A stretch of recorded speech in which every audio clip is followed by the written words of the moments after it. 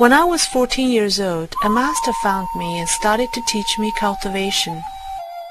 At that time, I was still a young girl who had just entered junior high school. That master had lived more than 500 years, and he taught me the Fa often.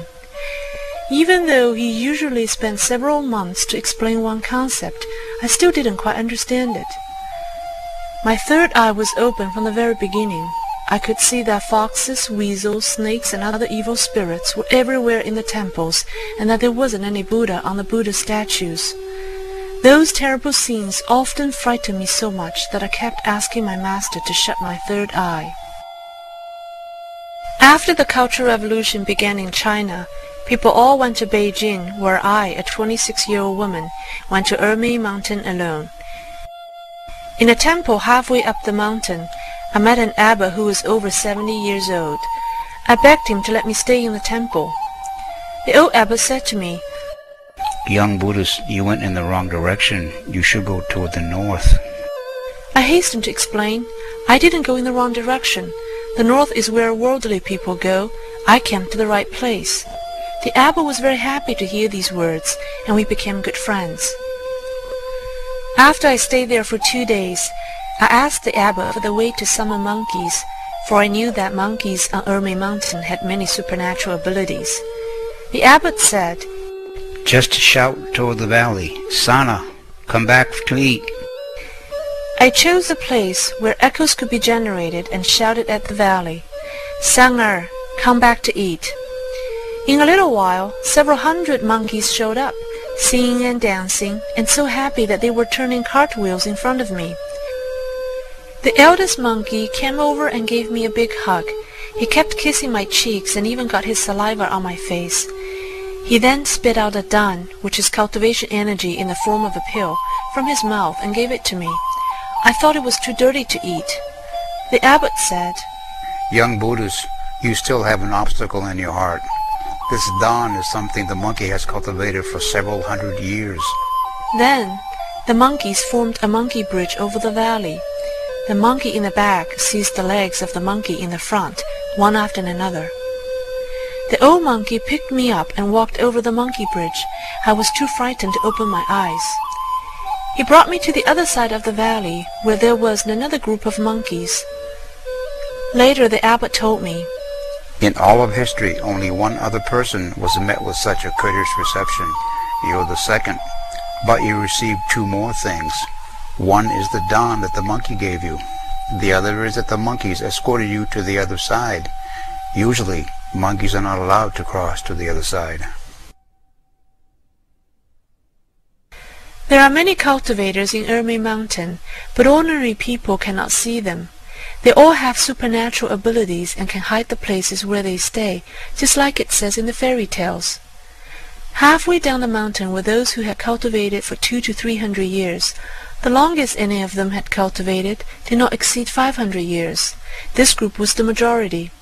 The energy pillars above their heads could only reach partway up the mountain. Going up above the halfway point of the mountain, the number of cultivators became fewer and fewer, while their levels of accomplishment in cultivation were higher and higher, and their ages older and older. Upon reaching the top of the mountain, the cultivators were few and far between. All of them had cultivated for more than 2,000 years. Their energy pillars went beyond the Milky Way, some beyond the level of Tathagata, but they were still cultivating, as they had not yet reached the completion of their cultivation. Among them was my old master. Later I learned that when our great teacher, Mr. Li Hongzhi, went to Ermei Mountain, all the cultivators there came out to welcome him. Together, their energy pillars soared toward the heavens like colorful fireworks. There was a Taoist who had been cultivating for over 4,000 years on Qingchen Mountain. He wanted to take me as his disciple. I kindly declined by saying that I already had a master, and that I wanted to find a cultivation way that would enable me to attain Buddhahood in this lifetime. He told me that he was here when Sakyamuni, Jesus, and Lao Tzu reincarnated into the human world, and he had witnessed how they had spread their Fa and offered salvation to people. In his Fa teaching lectures, Our teacher mentioned that on his way north from Sichuan province to Xi'an city, many mountain cultivators came down from the mountain and asked him why his disciples had cultivated so fast. Later, teacher permitted the mountain cultivators to listen to his Fa lectures, and one of these was the Taoist who had cultivated for over 4,000 years. At the end of the Cultural Revolution, another cultivator and I went to the Kangzang region, hoping to find in Tantrism the cultivation way that would enable one to attain Buddhahood in this lifetime. It was well known among cultivators that the true form of Tibetan Tantrism was to be found in Kangzang and no longer in Tibet. When we arrived in Kangzang, we met a person who had kowtowed all the way from Changchun to Kangzang, seeking the righteous Fa. Together we found a monastery. At the time, a great Lama was teaching the Fa there. When we arrived, the great Lama asked me to sit next to him and listen to him teach. This was a very rare and courteous reception in Tibetan Tantrism. He then asked us why we had come to Kangzang to seek the Fa. We told him that there wasn't any righteous Fa in the interior of China. Instead, temples were full of evil spirits, and that's why we had come here, searching for the righteous Fa. The great Lama paused to think for a moment and then said, "That's not true. There will be a great Fa that one hasn't encountered in ages upon ages. That Fa will be spread in the inland areas soon, and it will be spread right from Changchun. You can go back and wait for it." Upon hearing this, I hastened down the mountain and reached an agreement with my companion that whoever found the Fa first should let the other one know. But the person from Changchun didn't believe it and stayed in Kangzang. In the early 1980s, many children with supernatural abilities appeared throughout China. Some could read with their ears, some could see with their hands or the back of their heads. We cultivators knew these things were real, but we also knew that these supernatural abilities shouldn't be used in a performance or to show off. So I found many of the children and explained to their parents why they shouldn't let their children perform. All of the children are protected began cultivating in Falun Dafa later on. As for those so-called critics of supernatural abilities, they were just clowns. The less people believe in gods, the less supernatural phenomena God will allow people to see.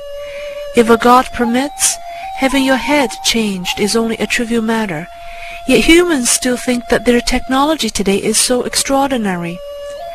Why does every race and nationality have similar fairy tales throughout history, but there weren't any modern communication devices back then? It's because, as humans believe in gods less and less, stories about gods became merely fairy tales.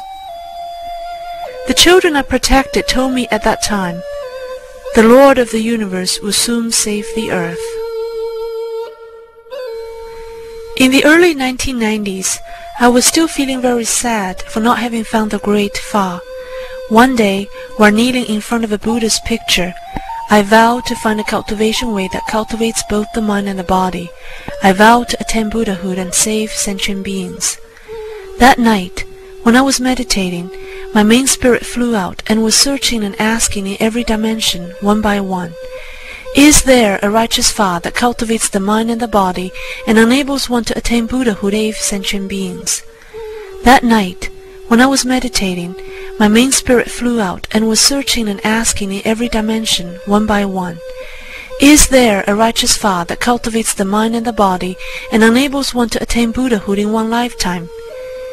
In each dimension there were many cultivators, but none of them had heard of such a wonderful righteous Fa.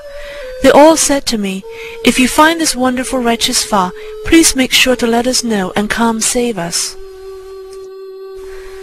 Later, my cultivation energy wasn't enough to let me go any higher, so one of my old masters gave me a divine crane.